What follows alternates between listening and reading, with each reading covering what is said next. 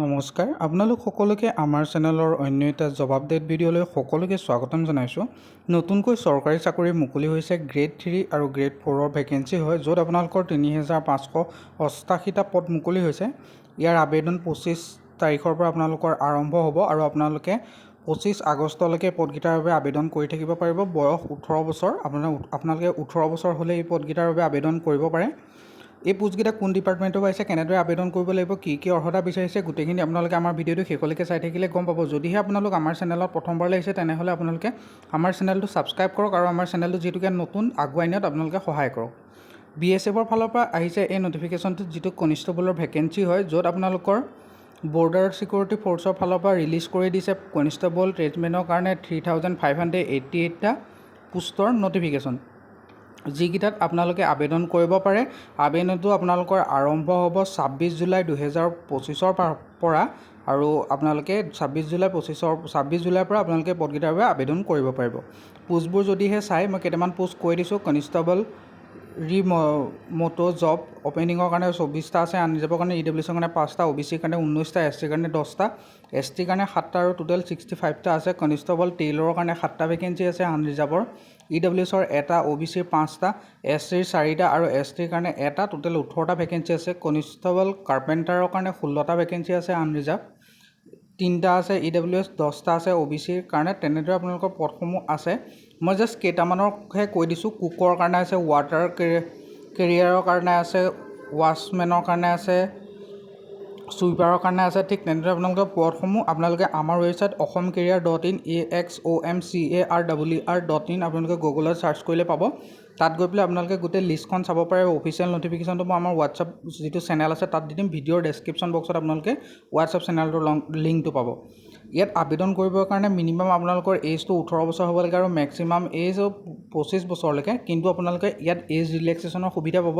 যদিহে ST candidate হয় তেনেহ'লে 5 বছৰ, OBC কেণ্ডিডেট হ'লে তেতিয়াহ'লে আপোনালোকে 5 বছৰ, আৰু যদিহে আপোনালোকে আদাৰ বেকৱাৰ্ড ক্লাছ অৰ্থাৎ OBC কেণ্ডিডেট হয় তেনেহ'লে আপোনালোকে 3 বছৰ আপোনালোকে এজ ৰিলেক্সেশ্যনৰ সুবিধা এজ পাৰ গভ নৰ্মছ মতে আপোনালোকক প্ৰভাইড কৰিছে।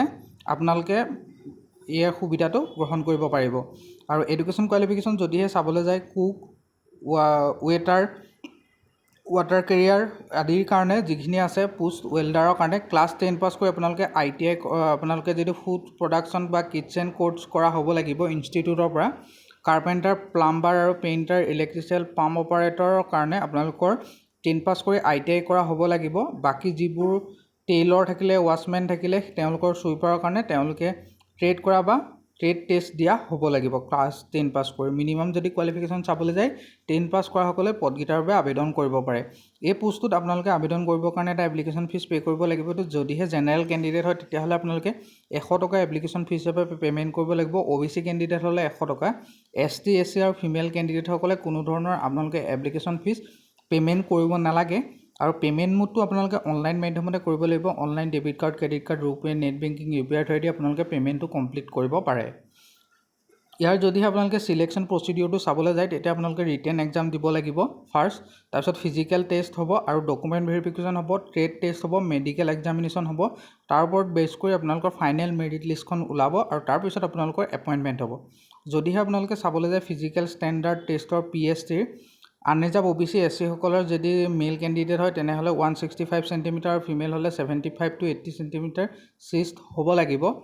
আৰু আপোনালোকে যদি ST মেল হয় তেতিয়াহ'লে 160 চেণ্টিমিটাৰ আপোনালোকৰ হাইট আৰু 75 to 80 চেণ্টিমিটাৰ চেষ্ট হ'ব লাগিব।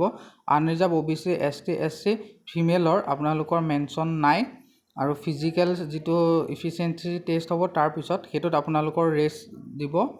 মেলৰ কাৰণে 5 কিলোমিটাৰ 24 মিনিটত কমপ্লিট কৰিব লাগিব আৰু ছোৱালীসকলে যিসকল ফিমেল কেণ্ডিডেট থাকিলে 1.6 কিলোমিটাৰ 8 মিনিটত তেওঁলোকে কমপ্লিট কৰিব লাগিব।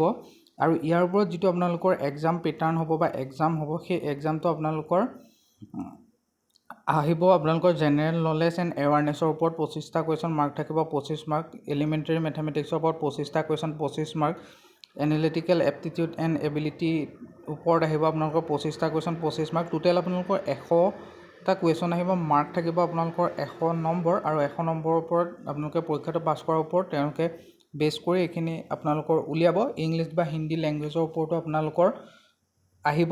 আৰু যদিহে চাবলৈ যায় মেথছত কেনেকুৱা ধৰণৰ আহিব আপোনালোকৰ যিটো এৰিথমেটিকেল নিউমেৰিকেল এবিলিটি এইবোৰৰ ওপৰতে mainly time and work time distance table graphs এটচেট্ৰাৰ ওপৰত আপোনালোকৰ আহিব গোটেই চিলেবাছটো মই আমাৰ ৱেবছাইটত দি দিছোঁ আৰু আপোনালোকে আমাৰ যিটো হোৱাটছআপ চেনেল সেইটোত ভিডিঅ'ৰ ডেছক্ৰিপশ্যন বক্সত লিংক দি আছে তাত জইন হৈ ল'লেও পাই যাব হিষ্ট্ৰী আহিব geography social science social economic development knowledge current affairs national international importance যিখিনি আছে সেইখিনি আহিব সেইবোৰৰ ওপৰতে আপোনালোকৰ আহিব আৰু এনালিটিক্স যদি চাবলৈ যায় aptitude ability observation distance partner pattern এইবোৰৰ ওপৰতে আপোনালোকৰ মেইনলি গোটেই এক্সামখিনি আহিব আৰু ইয়াৰ যদিহে ইম্পৰ্টেণ্ট ডেট চাবলৈ যায় ষ্টাৰ্টিং ডেট আপোনালোকৰ 26 জুলাইৰ পৰা আৰম্ভ হ'ব অনলাইন এপ্লাই আৰু ক্লজিং ডেট আপোনালোকৰ 25 আগষ্টলৈকে আপোনালোকে এই পদকেইটাৰ বাবে আবেদন কৰি থাকিব পাৰিব যিসকলে আবেদন কৰিম বুলি ভাবিছে তেওঁলোকে অতি সোনকালে আবেদন কৰি ল'ব আৰু যদি কিবা নুবুজে তেনেহ'লে আপোনালোকে আমাৰ ভিডিঅ'টোত কমেণ্ট কৰি জনাবলৈ নাপাহৰিব আৰু আপোনালোকে ইয়াৰ যিটো অফিচিয়েল নটিফিকেশ্যন সেইটো আপোনালোকে আমাৰ ৱেবছাইট আৰু আমাৰ হোৱাটছআপ চেনেলত পাই যাব ভিডিঅ'ৰ ডেছক্ৰিপশ্যন বক্সত দুইটাৰে লিংক দিয়া আছে আৰু আপোনালোকে ছাবস্ক্ৰাইব কৰি আমাৰ চেনেলটো আগুৱাই নিয়াত সহায় কৰক যদিহে ভিডিঅ'টো ভাল পাইছে তেনেহ'লে লাইক এটা কৰিব যাতে আমি মটিভেট হৈ থাকোঁ আৰু আপোনালোকে আমাৰ ছাবস্ক্ৰাইব কৰি থাকিলে যে আমাৰ চেনেলটো গ্ৰ'থ হ'ব আৰু গ্ৰ'থ হ'লে মই নতুন ভাল ভিডিঅ' দি থাকিব পাৰিম ধন্যবাদ।